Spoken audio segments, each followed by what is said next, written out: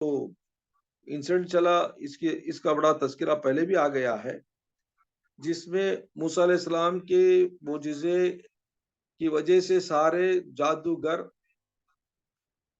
مان لیے اور سجدے میں گر کر اللہ اور موسیٰ علیہ السلام کے سامنے سجدہ کرتے ہوئے اللہ پر ایمان لائے، تو ان لوگوں کو فرعون نے بڑی موت زبردست سزا دی، پھانسی کی سزا دی، ان کے ہاتھ پاؤں کاٹ ڈالے، لیکن انہوں نے ایمان سے نہیں پھرا۔ تو یہ دو معجزوں کے علاوہ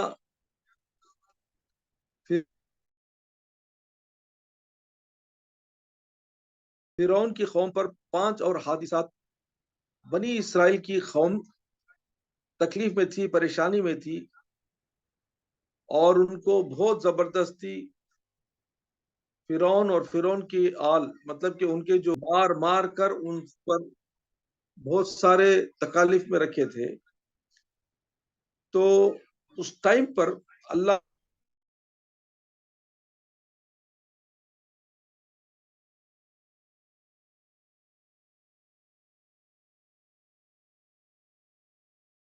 نے فرعون کی قوم پر ایک عذاب بھیجا۔ جب طوفان آیا تو پانی اور سیلاب کی وجہ سے سارے فرعون کی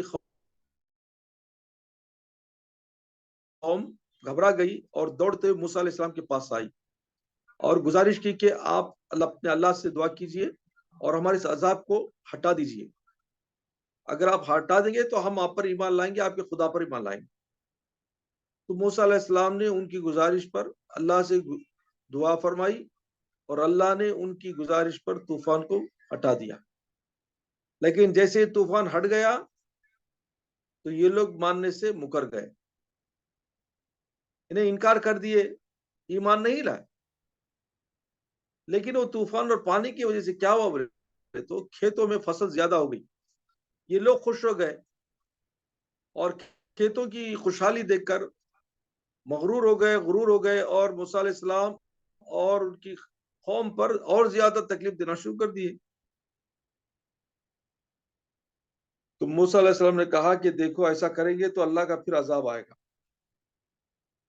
تو لیکن وہ کسی چیز سے ڈرتے نہیں تھے، بولے ٹھیک ہے، ہم نے اب کھیت بڑھ گیا ہے، اب ہمیں فصل کاٹنے والے ہیں اور ہم بڑے خوشحال ہو جائیں گے۔ لیکن اتنے میں اللہ کا دوسرا عذاب آیا، ٹڈیوں کو بھیجا اللہ۔ وہ ٹڈی ایسے آئے کہ پورے کھیت کے جو بھی فصل تھی سب کھا گئے۔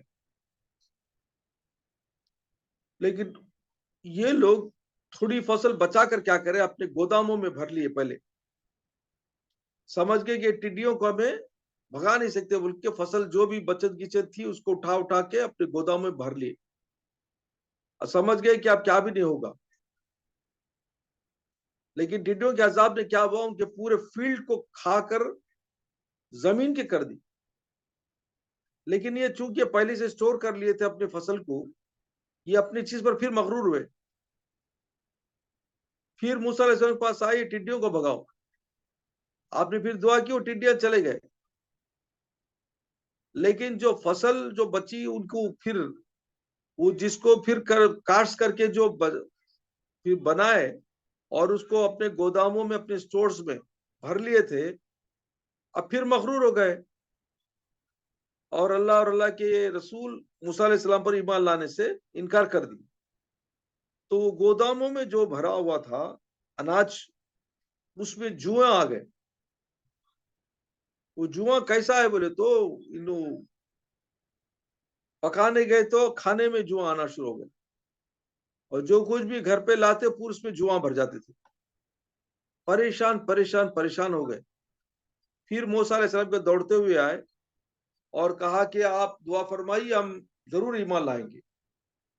پھر موسیٰ علیہ السلام ان کی گزارش پر دعا کرتے ہیں تو پھر وہ جوؤں کا عذاب بھی چلے جاتا ہے۔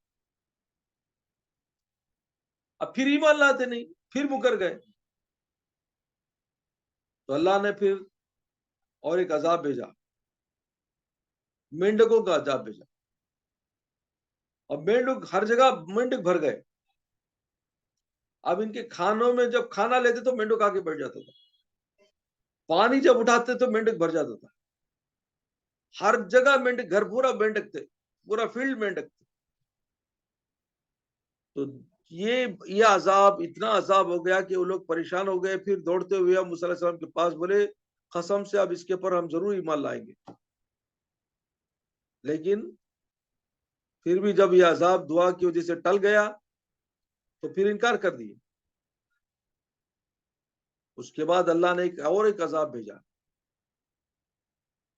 کہ پانی میں خون.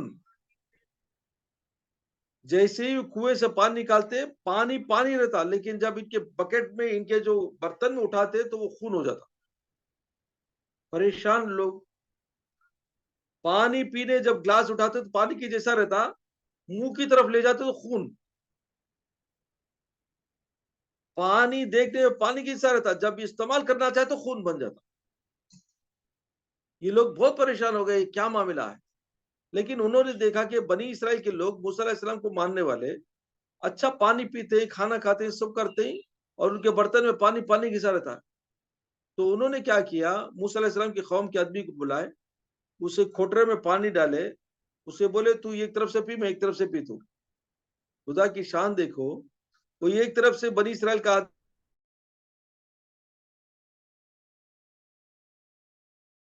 آدمی پانی پیتا ہے، یہ آدمی پیس ہوتا ہے.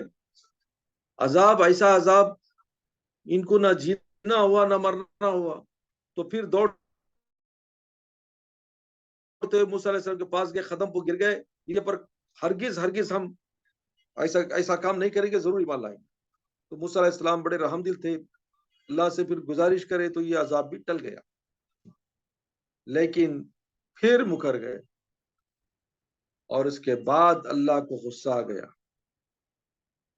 اور آخر میں وہ تنگ آ کر موسیٰ علیہ السلام قوم اللہ سے گزارش کی، پروردگار ان سے ہم نے نجات دلا دی، یہ لوگ ماننے والے نہیں. تو رات رات اللہ کا حکم ہوا، آپ اپنی قوم کو لے کر بستی چھوڑ کر جانے لگے. تو جیسے دریا نیل کراس کرتے ہوئے گئے تو پیچھے سے موسیٰ علیہ السلام کی قوم کو پکڑنے کے لیے فرعون اور فرعون کی فوج پیچھا کرتے ہوئے گئی. اور جیسے ہی موسیٰ علیہ السلام کی قوم دریا نیل کے قریب پہنچ گئی تو انہوں نے پیچھے دیکھا تو فرعون کی قوم آتی ہوئی نظر آئی، ڈر گئے.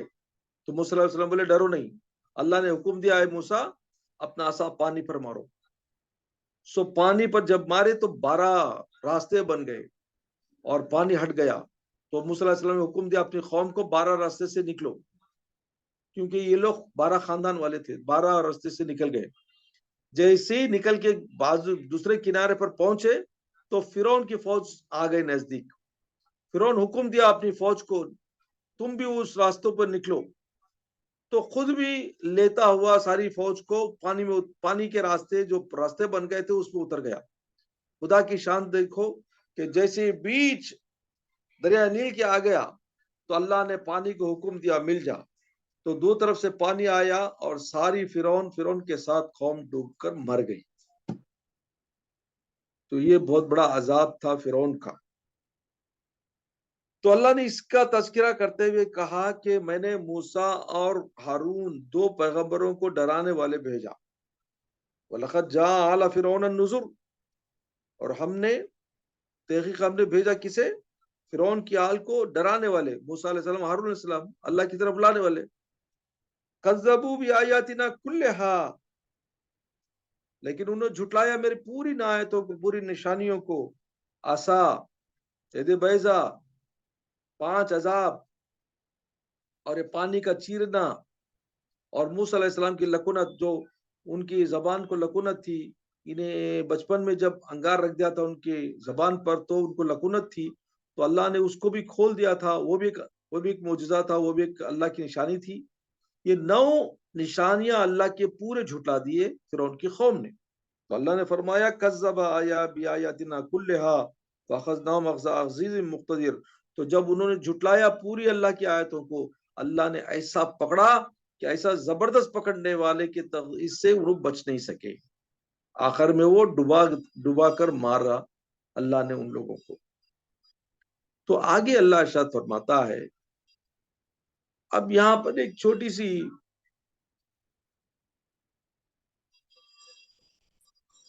روحانی تفسیر ہے وہ یہ ہے کہ فرعون کو پانی میں ڈبو کر مارنے کا راز کیا ہے.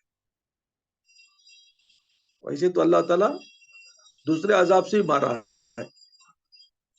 سمود قوم کو ہوا سے مارا ہے، صالح علیہ السلام کو چیخ چنگاڑ سے مارا، نوح علیہ السلام کی قوم کو طوفان نوح میں مارا. لیکن یہ پرٹیکولرلی فرعون کی قوم کو دریا کے پانی میں ڈبو کر مارنے کا کیا راز تھا؟ یہ ایک راز کی بات ہے جو تفسیر روحانی میں علامہ اسماعیل حقی رحمۃ اللہ علیہ فرماتے ہیں کہ فرعون کو پانی میں ڈبو کر مارنے میں کیا راز ہے بولے تو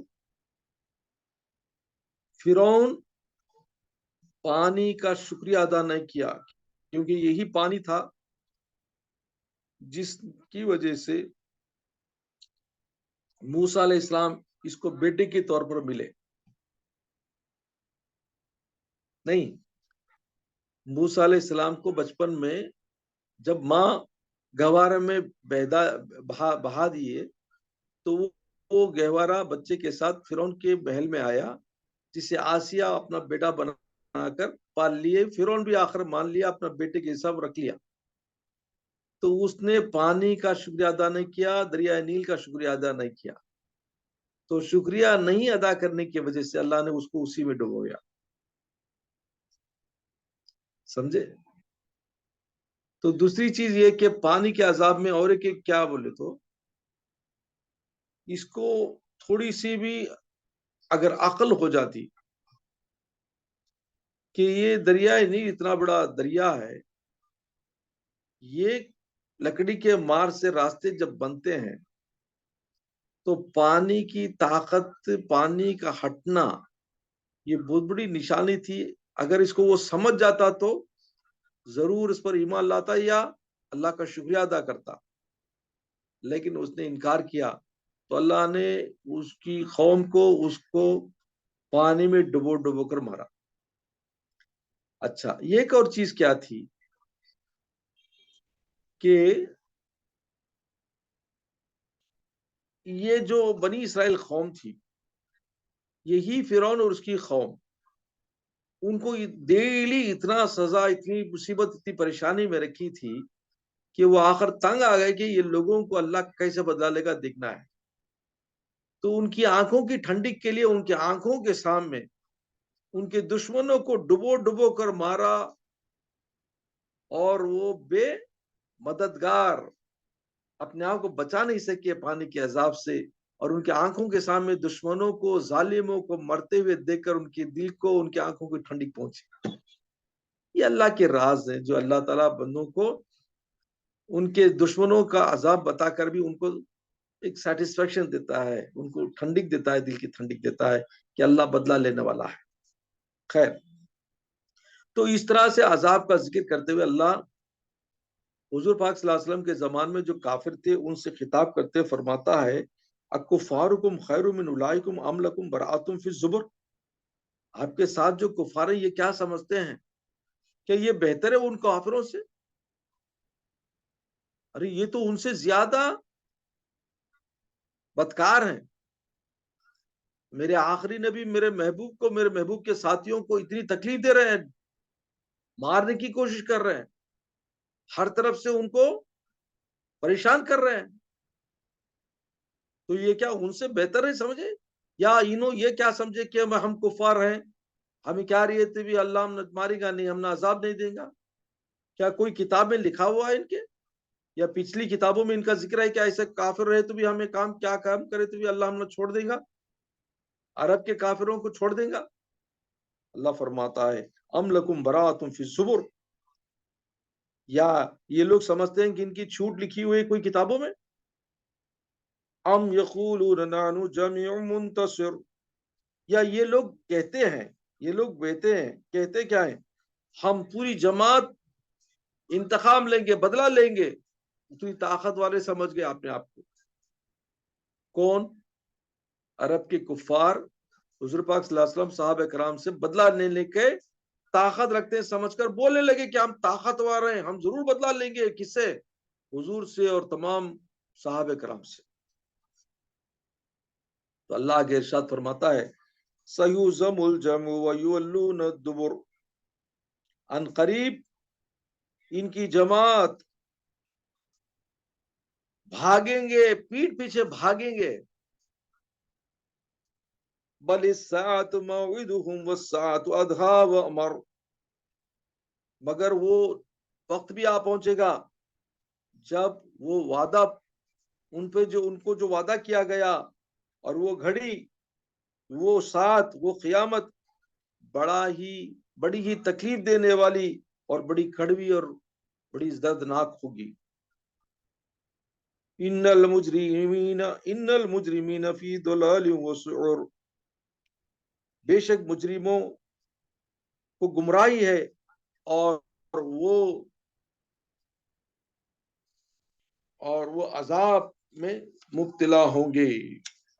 यौम युसहबून फिन्नारि अला वुजूहिहिम ज़ूक़ू मस्स सक़र, उस दिन यानी क़यामत के दिन उनको घसीटा जाएगा आग की तरफ चेहरे के बल, मतलब है कि उनके पैर पकड़कर उनके चेहरे जमीन पर लगड़े हो जाएंगे और फरिश्ते खींच खींच कर उनको आग की तरफ ले जाएंगे और जहन्नम में उठा के फेंकेंगे। फिर कहेंगे ज़ूक़ू मस्स सक़र, अब चको, मजा मजा चको, आग का मजा चको, जहन्नुम की आग का मजा चको। इन्ना कुल्लु शैइन खलक़नाहु बिक़दर, बेशक हम हर चीज का एक अंदाजे से उसको पैदा करते हैं, इस कुदरत की वजह से। आपकी अल्लाह की कुदरत है उसमें।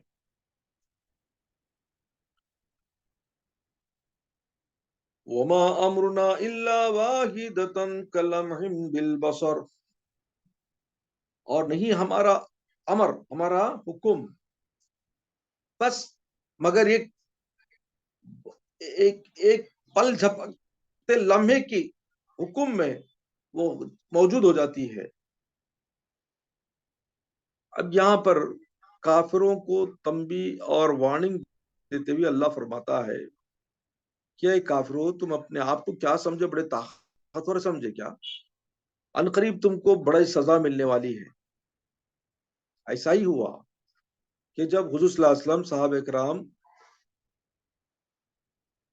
जब मदीने शरीफ हिजरत कर गए तो वहां पर काफिरों को दिल में जलने लग गया कि मुसलमान हमसे बचकर मदीने में पावरफुल हो गए, अब मदीने में जाकर हम इनको खत्म कर देंगे। तो उन्होंने प्लान किया और बड़ी 1000 से ज्यादा मुसल्लह अपनी फौज को लेकर, जिसमें ये बड़े बड़े काफिरों के लीडर्स अबू जहल, उतबा, शीबा, अबू लहब, बड़े बड़े काफिरों के बड़े बड़े लीडर, दुश्मन इस्लाम, दुश्मन मोहम्मद सल्लल्लाहु अलैहि वसल्लम, सब तैयारी के साथ मदीने की तरफ निकले। और रास्ते में एक प्लेस है बदर, बदर के इलाके में पड़ाव डाला। तो हुजूर सल्लल्लाहु अलैहि वसल्लम को जब ये खबर पहुंची तो आपने भी अभी जाकर 1 साल 2 साल ही हुए थे मदीने को, अभी मुसलमान पक्के ने अभी ऑर्गेनाइज नहीं हुए थे, बहुत गरीब थे, कमजोर थे। तो लेकिन आपने हुक्म दिया कि अब जहाद करना है, क्योंकि ये लोग आए हमको खत्म करने, तो हमसे लड़ना चाहिए। तो गरीब साहबा, रमजान का महीना था, भूखे प्यासे रमजान के रोजों की हालत में हुजूर सल्लल्लाहु अलैहि वसल्लम के साथ सहाबे कराम की गिनी चुनी जमात, जिसमें बच्चे बूढ़े सब मिलकर 313 की अदद में, जी किसी के पास हथियार नहीं, किसी के पास लट्ठी है,